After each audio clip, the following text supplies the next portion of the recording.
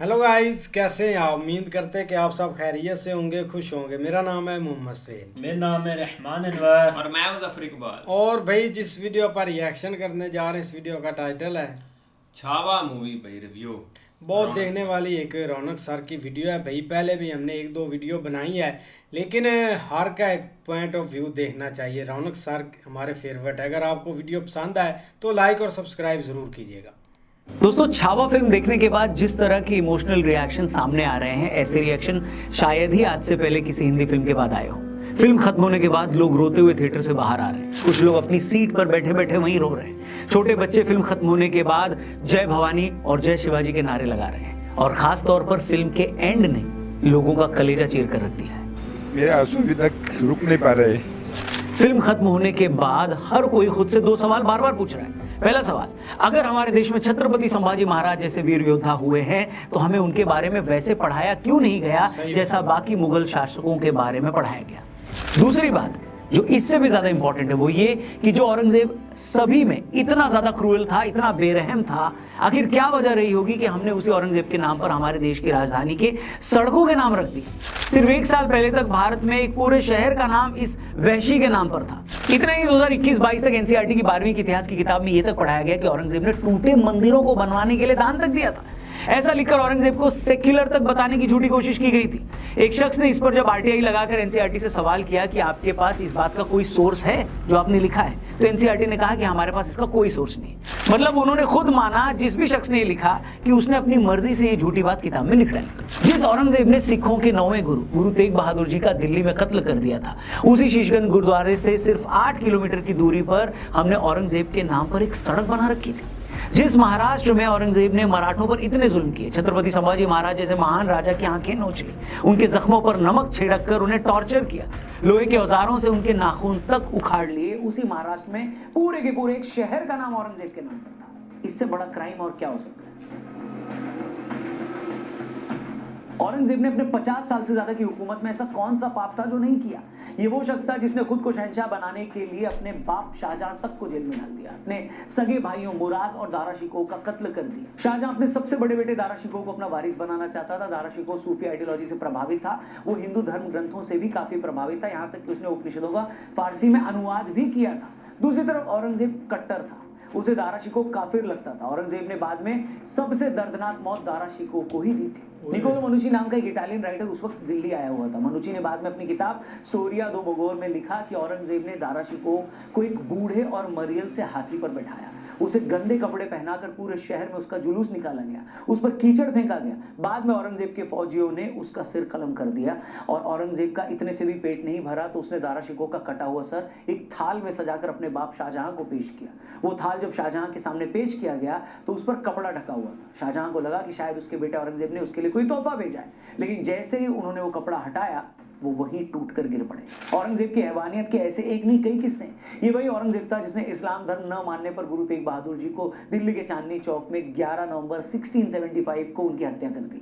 उनके शिष्यों भाई मती दास, सतीदास और दयाल दास को भी मार डाला। हिंदुओं पर उसने जजिया कर लगाया ताकि मजबूर होकर वो मुसलमान बन जाए। इसी औरंगजेब ने काशी विश्वनाथ का मंदिर तोड़ा, मथुरा में भगवान श्री कृष्ण का मंदिर तोड़ा, राजस्थान में गोविंद देव जी का मंदिर तोड़ने की कोशिश की, सोमनाथ के मंदिर को फिर तोड़वाया, उड़ीसा में जगन्नाथपुरी का मंदिर तोड़ने की भी कोशिश की, और इसके अलावा न जाने कितने मंदिर उस दरिंदे ने तोड़े थे। लेकिन फिर भी आज भी वो इस देश में न जाने कितने लोगों के लिए एक सम्मानित शख्स है। अभी साल भर पहले महाराष्ट्र के कोल्हापुर में कुछ लड़कों ने औरंगजेब को महान बताते हुए अपनी फोटो में उसका स्टेटस लगाया था। एक जुलूस में औरंगजेब की फोटो लहराई गई थी। उसके बाद वहां कई दिनों तक टेंशन थी। छावा फिल्म के बाद एक वीडियो वायरल हुआ जिसमें लोग थिएटर से रोते हुए बाहर आ रहे हैं। इस पर एक ऐसी ही जिहादी सोच वाले व्यक्ति ने ट्वीट करके लिखा कि 500 साल बाद आज भी औरंगजेब के नाम पर इन लोगों के आंसू निकल रहे हैं। पूरा ट्वीट इतना घिनौना था कि मैं उसे पढ़ भी नहीं सकता दोस्तों। और ये कोई ऐसे ही किया गया ट्वीट नहीं है, आपको इस सोच को समझना पड़ेगा। आप और हम इसलिए औरंगजेब से नफरत करते हैं क्योंकि वो कितना कट्टर था, कितना वैशी था, उसने गैर मुसलमानों पर कितने जुल्म किए। लेकिन हकीकत यही है कि एक वर्ग, एक सेक्शन ऐसा है जो इसी बात के लिए औरंगजेब से मोहब्बत करता है। उसे लगता है कि औरंगजेब ही था जिसने इन काफिरों को सबक सिखाया, बुतों को गिराया, इनके मंदिरों को तोड़ा। मतलब जो जो नीच काम औरंगजेब ने अपनी लाइफ में किए, कुछ लोगों के हिसाब से वो अपने दीन की खातिर वो काम उनके मजहब के हर आदमी को करना चाहिए। और यही सारी लड़ाई है। आप पाकिस्तान को उठाकर देख लो, उन्होंने मुगल इतिहास से जुड़े एक एक वैशी आदमी के नाम पर अपनी बैलिस्टिक मिसाइलों के नाम रखे हो। जिस बाबर ने हजारों हिंदुओं की हत्याएं करवाई, अयोध्या में राम मंदिर तोड़वाया, उसके नाम पर पाकिस्तान की एक मिसाइल है। जिस महमूद गजनवी ने भारत पर 17 बार हमले किए, सोमनाथ का मंदिर लूटा, न जाने कितने मंदिर तोड़वाए, हिंदुओं के कत्ल किए, उसके नाम पर पाकिस्तान की मिसाइल है। हैरानी की बात यह है कि उसी महमूद गजनवी को भारत में ही रोमिला थापड़ जैसे हिस्टोरियन ये बोलकर सालों तक डिफेंड करते रहे कि अरे वो तो सिर्फ लुटेरा था, उसका कोई कम्युनल एजेंडा नहीं था। सोचिए जरा, ऐसे लोगों ने कितने सालों तक देश की आत्मा को भ्रष्ट किया है, सोच के देखिए। इसी तरह मोहम्मद गौरी, अहमद शाह अब्दाली, जिन्होंने इतने मंदिर तोड़वाए, हिंदुओं के कत्ल किए, लूटपाट की, पाकिस्तान उन्हें भी अपना आदर्श मानता है और उनके नाम पर भी मिसाइलों के नाम रखे गए वहां पर। तो प्रॉब्लम सिर्फ ये नहीं है कि कैसे हमारे वामपंथी हिस्टोरियंस, इतिहासकारों ने हत्यारों और लुटेरे मुगल शासकों को हीरो बनाया।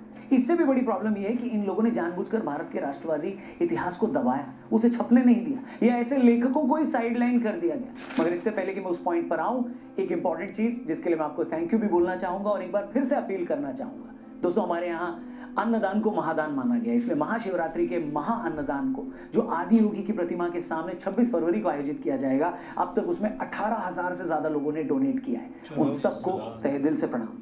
और आप भी महादेव के भक्तों के अन्नदान के लिए अगर डोनेट करना चाहें तो डिस्क्रिप्शन और पिन कमेंट में लिंक दिया है, डोनेट जरूर करें और अपने दोस्तों से भी वो लिंक जरूर शेयर करें। हर हर महादेव। दोस्तों, वीडियो में आगे बढ़ते हैं। कुछ वक्त पहले हमने मीनाक्षी जैन जी के साथ एक पॉडकास्ट किया था, जिसमें मीनाक्षी जी ने बताया कि इंदिरा गांधी सरकार के टाइम जब नसरुल हसन साहब शिक्षा मंत्री बने तो उसके बाद किस तरह नेशनलिस्ट सोच वाली चीजें सिलेबस से हटा दी गई। जादूनाथ सरकार और आरसी मजुमदार जैसे इतिहासकारों की किताबों को लाइब्रेरियों से गायब करवा दिया गया। मीनाक्षी जी ने बताया कि अयोध्या पर जब उन्होंने अपनी पहली किताब लिखी तो उसे छापने के लिए कोई पब्लिशर तैयार ही नहीं हुआ। किस तरह कुछ पार्टियों ने वीर सावरकर जैसे महान कवि और क्रांतिकारी को सिर्फ माफी मांगने वाले आदमी के तौर पे पेश किया। किस तरह भारत के महान क्रांतिकारियों को और भारतीय इतिहास से जुड़ी महान चीजों को या तो बताया नहीं गया या उस पर उतनी बात ही नहीं की गई। और ये कोशिशें मुगल काल से शुरू हो गई थी। दोस्तों, हम सभी जानते हैं बख्तियार खिलजी ने जब नालंदा विश्वविद्यालय को जलाया तो उसमें इतनी किताबें थी कि 3 महीने तक विश्वविद्यालय में आग जलती रही।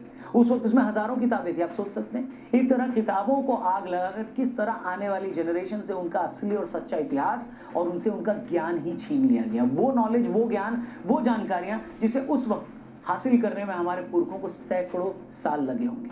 और इससे भी शर्म की बात पता है क्या है? इसी खिलजी के नाम पर भारत में सालों तक एक रेलवे स्टेशन भी रहा। अभी तो हम सिर्फ ये जानते हैं कि दुनिया की पहली किताब ऋग्वेद हमने लिखी, दुनिया की पहली कविता वाल्मीकि रामायण हमारे यहाँ लिखी गई, दुनिया का पहला प्रोज यजुर्वेद हमने दिया, दुनिया का पहला व्याकरण जो पाणिनि ने लिखा वो हमने दिया, दुनिया की पहली सोशियोलॉजी की किताब कल्पसूत्र हमारे यहाँ लिखी गई, दुनिया की पहली ज्योतिष की एस्ट्रोनॉमी की जो किताब वेदांग ज्योतिष वो हमारे यहाँ बनी। और तो और जीरो का इन्वेंशन हमने किया, पाई की वैल्यू हमने बताई, स्क्वायर रूट का कॉन्सेप्ट हमने दिया। सोचिए, अगर हमारे अतीत पर, हमारी धरोहरों पर, हमारी यूनिवर्सिटीज पर ये हमले न हुए होते तो आज हम कहां से कहां होते। और एक आखिरी बात दोस्तों, इसी छावा फिल्म में दिखाया गया है कि किस तरह गनोजी शिर्के और कान्होजी जैसे छत्रपति संभाजी के अपने ही लोगों ने उन्हें धोखा दिया और उनकी हार हो गई, वरना शंभूराजे कभी नहीं हारते। दोस्तों, हमें ये बात अच्छे से समझने की जरूरत है कि आज भी देश हमारा, भारत जब भी आगे बढ़ने की कोशिश करता है तो हमारे ही बीच गनोजी शिर्के और कान्होजी जैसे कितने ही लोग छिपे बैठे हैं जो हमें ही हराने की कोशिश कर रहे हैं। ये लोग कभी किसी आंदोलन की आड़ में खालिस्तान मूवमेंट को हवा देकर देश को तोड़ने की कोशिश करते हैं, तो कभी यही ऐसे ही लोग सीए एनआरसी की आड़ में झूठ फैलाकर देश की एक कौम को भड़काकर देश का माहौल खराब करते हैं। ये लोग कभी बांग्लादेश में शेख हसीना की तख्ता पलट को सही बताकर भारत में भी ऐसा करने की वकालत करते हैं। इनमें से ही कई लोग हैं जो कभी जॉर्ज सोरोस जैसे अमेरिकी अरबपति से पैसे लेकर भारत के उभरते हुए बाजार को गिराने की कोशिश करते हैं। ये लोग एनजीओ के नाम पर बाहरी लोगों से करोड़ों रुपए चंदा लेते हैं, लेकिन देश के हर काम में अड़ंगा अड़ाते हैं और देश को पीछे धकेलने की कोशिश करते हैं। कुछ के नाम मैंने लिए और कुछ के तो नाम लेने की जरूरत भी नहीं है। दोस्तों, अगर भारत को सच में अपना पुराना गौरव हासिल करना है, अगर भारत को सच में आज के लश्कर तैयबा, आईएसआईएस और अलकायदा जैसे आज के औरंगजेबों से बचना है, तो उसे अपने घर में मौजूद इन गनोजी और कान्होजी जैसे लोगों से पहले निपटना होगा। जैसे औरंगजेब की औकात नहीं थी कि वो छत्रपति संभाजी को हरा पाता, उसी तरह भारत को भी कोई तब तक हाथ नहीं लगा पाएगा जब तक हमारे बीच मौजूद गनोजी और कान्होजी जैसे गद्दार काबू में रहेंगे, कंट्रोल में रहेंगे। बाकी वीडियो आपको कैसी लगी और सही लगी हो तो प्लीज इसे अपने दोस्तों से जरूर शेयर करिएगा। छावा मूवी देखने के बाद आपका क्या रिएक्शन था वो भी हमें जरूर बताइएगा, कमेंट बॉक्स खुला हुआ है। बाकी जाने से पहले चैनल को जरूर सब्सक्राइब करिएगा और एक बार फिर से आपको थैंक यू भी बोलूंगा और आपसे अपील करूंगा कि महादेव के भक्तों के लिए महाअन्नदान में डोनेट जरूर करिएगा। डिस्क्रिप्शन बहुत कमाल की वीडियो बनाई है। और भाई जब एक छावा मूवी का ट्रेलर आया था ना, एक तब ऐसे ही लग रहा था कि कुछ ना कुछ एक बड़ा होगा और ये इस चीज़ का एक ज़रूर एक पॉइंट बनेगा जो कि एक रियलिटी पर जाएगा और जो एक रियल एक स्टोरी दिखाएगा, एक लोगों के एक इमोशनल एक एक बार निकालेगा। अब देखो ना, ओवरऑल आप पूरे एक वर्ल्ड में चले जाए ना तो एक लोग हिस्ट्री या इस चीज़ को पीछे छोड़ गए हैं जिन जिन की एक हिस्ट्री है। आप अगर एक, मैं तुर्की का कल एक व्लॉग देख रहा था, उसमें भाई एक जितने भी वो एक लड़े थे ना बंदे एक अपने हक के लिए, उनको भाई जो अभी की एक यंग जनरेशन है उनको उनके नाम ही नहीं आते थे कि कौन हमारे लिए लड़ा था, कौन हक पर था और कौन एक आज़ादी के लिए लड़ा था, किसी को कुछ नहीं पता था। और आगे एक मूवीज़ पर आ जाए ना तो एक मूवीज़ काफ़ी कमाल की थी। एक छावा मूवी ने भाई एंड कर दिया है और लोगों के जो एक इमोशनल बाहर निकले हैं ना, वो हमने खुद देखे हैं। रिव्यू जब हुआ था ना, एक मूवीज़ ख़त्म हुई थी तो लोग ऐसे एक चीज एक बहुत रो रहे थे, उनका एक इमोशनल था और उनको एक पता चला कि कैसे एक स्ट्रगल की थी, एक कैसे एक सेव किया था एक लोगों को। अब देखो ना, हमने जब भी एक हिस्ट्री पर चले जाए ना तो हमने मुग़ल की भाई हिस्ट्री सबसे ज़्यादा देखी है, एक बढ़ाई भी जाती है और मेंशन भी एक ज़्यादा किया जाता है। और भाई उन्होंने बहुत जुल्म किए थे। एक जैसे अभी लोग, अब थोड़ा सा सीन एक चेंज हो गया, लोग एक बातों से आगे एक कर लेते हैं मुंह किसी का बंद, लेकिन जो हिस्ट्री है ना वो काफ़ी एक ख़तरनाक एक लहजे में चली गई है। अब वो दौर भी भाई नहीं रहा है। अब तो बस जो उस दौर की एक सोच है ना लोगों की, वो लोग एक अपना आप ही एक बेड़ा गर्क करके बैठ जाते हैं। आप पाकिस्तान की सबसे बड़ी मिसाल है कि एक उन्होंने नाम भी एक मिसाइलों के भाई वैसे ही रखे हुए हैं एक हवा देने के लिए, लेकिन अभी तक इन्होंने उखेड़ा कुछ नहीं एक दुनिया में। जो एक हमारे लोग हैं उनकी भी एक वही एक सोच है, ऐसे ही सोचते हैं कि बस इसको काट दो, उसका क्यों भला हो रहा है, वो क्यों आगे जा रहा है, ये नहीं कि हम अपने आप से कुछ एक बन जाए। तो बहुत बुरी बात है यार। हमने कई वीडियो में, एक रौनक सर की वीडियो में हमने देखा कि कैसे एक मंदिर तोड़े गए, कैसे एक लोगों पर एक जुल्म किया गया। तो वो एक हिस्ट्री भाई कभी नहीं एक मिटी जाती, आपको एक दुराते रहते हैं, कभी एक मूवीज़ में, कभी किसी और चीज़ में और किसी ना किसी शक्ल में ज़रूर बाहर आ जाती है। बिल्कुल यार, मतलब इसमें भी सर ने जो एक रिएक्शन है ना वो लोगों के दिखाए हैं, वो काफ़ी ज़्यादा इमोशनल हो गए थे। मतलब एक क्लाइमेक्स था ना, वो देखने बाद एक लोगों के अंदर वो बातें आ रही हैं कि कैसे ये सब हुआ। और अब के दौर में जैसे उनको एक बुक्स में बढ़ाया गया, रोड्स के नाम, सब के नाम जो एक लिखे गए रखे गए हैं, उसकी वजह से ना लोगों के अंदर काफ़ी ज़्यादा क्वेश्चन आ गए हैं कि ये क्यों ऐसे किया गया। मतलब ये कि भाई जो बुक्स के अंदर बढ़ाया जा रहा था वो दूसरे पक्ष के जैसे लोग सर बता रहे हैं उन्होंने ये सब किया हुआ था कि मतलब कैसे उनकी एक अच्छी इमेज है वो आगे सब लोगों के आगे पेश की जा रही थी कि वो कितने दयालु थे। मतलब टूटे हुए मंदिर थे उनके लिए वो बनवाए, उनके लिए चंदा दिया, पैसे दिए, वो मंदिर बनाए गए। लेकिन जब भाई एक अब हिस्ट्री सामने निकल कर आ रही है ना, जब लोगों को पता चल रहा है तो लोगों के अंदर जो एक गुस्सा है ना वो तो अभी निकल रहा है आहिस्ता आहिस्ता, क्योंकि अभी सारे लोग मूवी देख रहे हैं काफ़ी ज़्यादा, मतलब डेली बेस पर बहुत ज़्यादा लोग देख रहे हैं। लेकिन एकदम से जब इस पर कंपेन चलेगी ना, इसके बारे में एक मज़ीद और ज़्यादा भाई एक लोगों के अंदर सवाल आएंगे कि ऐसा क्यों हुआ था या इतना बड़ा एक वो जुल्म कर रहे थे।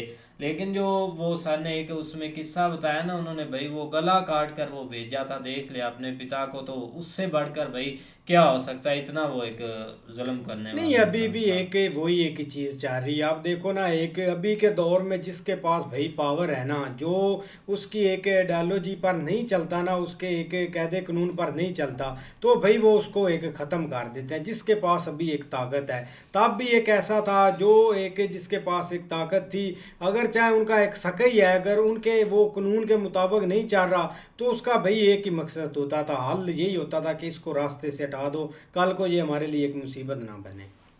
नहीं बिल्कुल ऐसे ही है। लेकिन भाई एक देख लो कि अभी तक जो है ना वो मतलब जो पिछला थोड़ा एरा, मुझे लगता है अब तो खैर उन्होंने नाम वगैरह मिटा दिए होंगे, जिस तरह औरंगाबाद था वो भी हमने सुन रखा है। लेकिन ये कि वो बिल्कुल इस तरह के नाम यार जो ना वो उसकी वजह भी यही थी कि वो अब तक किस तरह बचे रहे हैं क्योंकि लोगों को एक रियलिटी का पता नहीं था। ये ज़रूर पता था कि वो जालिम था या एक बहुत सारी उसने एक चीज़ें की थी, लेकिन दूसरी तरफ जिस तरह उसकी कुछ खूबियाँ भी बयान की गई थी उनको लेके जो है ना वो लोगों के अंदर जो है ना वो थोड़ा बहुत एक आप कह लें कि 50-50 कुछ होगा, लेकिन मुझे नहीं लगता। लेकिन जब से भाई ये मूवी आई है ना उसके बाद से लेके अब मुझे लगता है कि जहाँ पे भी कहीं लिखा होगा ना, लोग जो है ना वो या तो जला देंगे या उसको जो है ना वो फौरन वहाँ से एक ख़त्म कर देंगे उसके नाम को। क्योंकि देखो ना कि भाई एक बंदा है और उसने एक कोई भी आप दे लो कोई हद नहीं उसने छोड़ी एक क्रूरल्टी की, जो मतलब उसने जो जो उसके जहन में आता गया उसने वो चीज़ें एक अप्लाई की। लेकिन जो है ना वो मतलब आप अगर वो इस तरह का वो आप सामने नहीं है, आप जब भी उस तरह की कोई एक्टिविटी उसकी या कोई एक नाम वगैरह सामने, तो लोग भाई एक उसको कभी भी माफ़ नहीं करेंगे। लेकिन सर की बात ठीक है कि वो एक जस्ट जो है ना जो बहुत सारे लोग जिस तरह एक कमेंट उन्होंने दिखाया, इस तरह के बहुत सारे लोग हैं यार जो कि मतलब एक उनको डिफेंड करते हैं कि वो ज़ाहिर बात है एक यहाँ पे मजहबी चीज़ भी आ जाती है, जो मजहबी टाची जिसको बोलते हैं वो चीज़ भी इसमें एक एंट्री ले लेती है। और उस हवाले से भाई हम सबसे बड़े आपके सामने एक हमारे हमारे मिसाल है कि हमने एक मज़हलों तक के नाम रख दिए हैं सिर्फ जस्ट ये दिखाने के लिए कि वो भाई एक हो सकता है वो हिस्ट्री में मार जाते। जब इस तरह के नाम आए हैं सामने तो भाई वो जब भी वो एक नाम कोई पे भी सुनते हैं तो एक फ़ौरन ज़हन में जाता है ये कौन होगा, जो एक अब्दाली वगैरह या उसके अलावा जो इन्होंने नाम गज़नवी वगैरह रखे हुए हैं वो।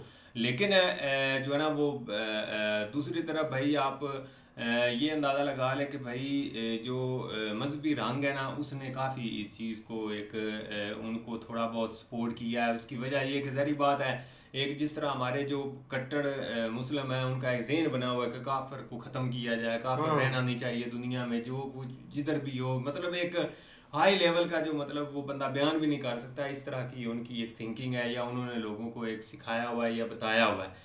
लेकिन जो है ना वो चीज़ें अब बहुत एक पीछे स्टेप बाय स्टेप जाती जा रही हैं। रियलिटी जो है ना वो कहीं ना कहीं सामने आ ही जाती, सच कभी जो है ना वो जो छुपता नहीं वो सामने आता ही आता है। लेकिन अब इससे जो है ना अब अगर एक बंदे ने उस तरफ मूव लिया है, अब विकी कौशल ने लिया है मूव, तो अब आगे हर एक की कोशिश होगी कि हम कोई इस तरह की चीज़ें लेके आएँ जो कि हमारे बहुत पीछे एक रह गई और किसी ने बयान नहीं की। हाँ, काफ़ी अच्छी वीडियो थी। अगर आपको वीडियो पसंद आए तो भाई चैनल को सब्सक्राइब और लाइक ज़रूर कीजिएगा। तब तक के लिए गुड बाय, टेक केयर।